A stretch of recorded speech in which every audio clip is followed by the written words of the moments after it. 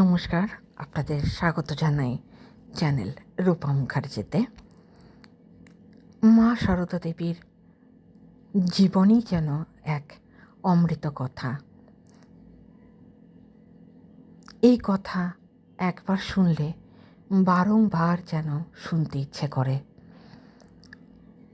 সারদা দেবী ছিলেন 19 শতকের বিশিষ্ট বাঙালি হিন্দু ধর্মগুরু রামকৃষ্ণ পরমহংসের দেবের পত্নী ও সাধন সঙ্গিনী এবং রামকৃষ্ণ মঠ ও মিশনের সংঘজননী। ভক্তগণ তাকে শ্রী শ্রী মা নামে অভিহিত করে থাকেন।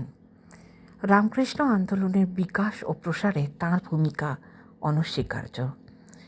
জয়রামবাটি গ্রামে সারদা দেবীর জন্ম 22 ডিসেম্বর 1853 সালে।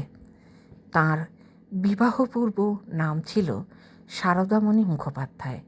মাত্র 5 বছর বয়সে শ্রীরামকৃষ্ণের সঙ্গে তার বিবাহ হয়। তবে কৈশোরের উপান্তে উপনীত হওয়ার পূর্বে তিনি স্বামীর সঙ্গে মিলিত হবার সুযোগ পাননি। তার জীবনীকারদের মতে গৃহস্থ ও সন্ন্যাস জীবনের আদর্শ স্থাপন করার জন্য তাঁরা স্বামী স্ত্রী উভয়ে অবিচ্ছিন্ন ব্রহ্মচর্যের অনুশীলন করে জীবনযাপন করতেন। শ্রীরামকৃষ্ণের মৃত্যুর পর অবশিষ্ট জীবন সারদা দেবী অতিবাহিত করেন জয়রামবাটি ও কলকাতার উদ্বোধন ভবনে। তার সমগ্র জীবন ছিল স্বামী, ভ্রাতা ও ভাতৃপরিবারবর্গ এবং তার আধ্যাত্মিক সন্তানদের প্রতি সেবা ও আত্মত্যাগে উৎসর্গীকৃত। শ্রীরামকৃষ্ণের শিষ্যগণ তাকে আপন জননীর আসনে বসাতেন। গুরুর প্রয়াণের পর উপদেশ ও উৎসাহ লাভের আশায় ছুটে আসতেন তার কাছে। সামান্য গ্রাম্য নারীর জীবন অতিবাহিত করলেও তিনি তার জীবৎকালে এবং পরবর্তীকালে ভক্তদের নিকট মহাশক্তি অবতার রূপে পূজিত হতেন। জন্ম ও পরিবার। জয়রামবাটিতে সারদা দেবীর বাসগৃহ। এখানেই তিনি জীবনের অধিকাংশ সময় অতিবাহিত করেন। 1853 সালের 22 ডিসেম্বর, বাংলা 1260 সনের 8ই পৌষ, হিন্দু পঞ্জিকা অনুসারে অগ্রহায়ণ কৃষ্ণা সপ্তমী তিথি পশ্চিমবঙ্গের বাঁকুড়া জেলার বিষ্ণুপুর মহকুমার অন্তর্গত প্রত্যন্ত গ্রাম জয়রামবাটির এক দরিদ্র ব্রাহ্মণ পরিবারে সারদা দেবীর জন্ম হয়। তার পিতা রামচন্দ্র মুখোপাধ্যায় ও মাতা শ্যামাসুন্দরী দেবী অত্যন্ত ধর্মপরায়ণ ছিলেন। সারদা দেবীর পিতৃক্রুর মুখোপাধ্যায় বংশ পুরুষানুক্রমে রামের উপাসক ছিলেন। সারদা দেবী ছিলেন তাদের জ্যেষ্ঠ কন্যা তথা প্রথম সন্তান। জন্মের পর প্রথমে সারদা দেবীর নাম রাখা হয়েছিল ক্ষেমঙ্করী। সংস্কৃত নাম রাখা হয় পরবর্তীকালে ঠাকুরমণি। পরে ক্ষেমঙ্করী নামটি পাল্টে সারদামণি রাখা হয়।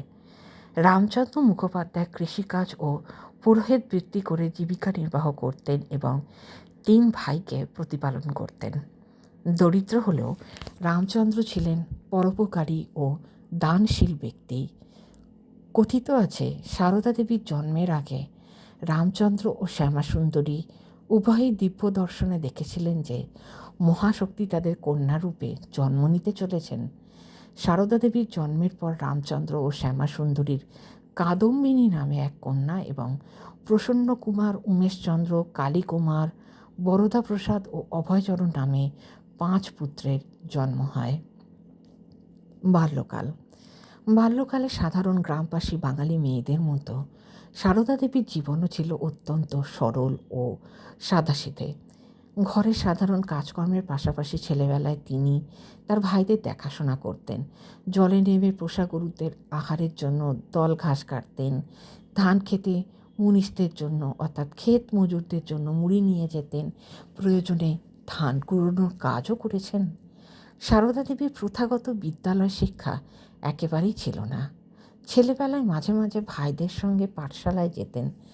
তখন তার কিছু অক্ষর জ্ঞান হয়েছিল।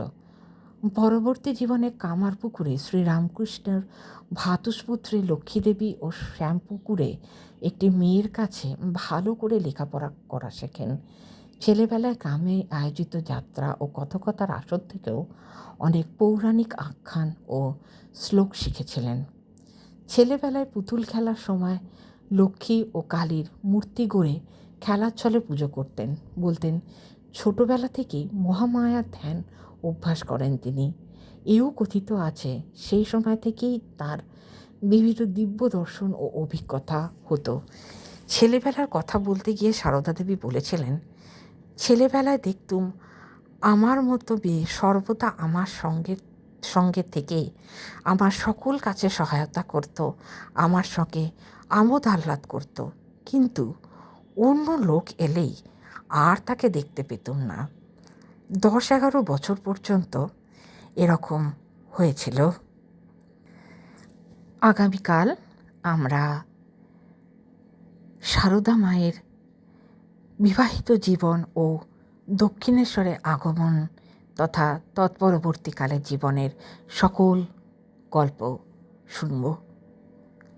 জয় মা সারদা, জয় শ্রীরামকৃষ্ণ।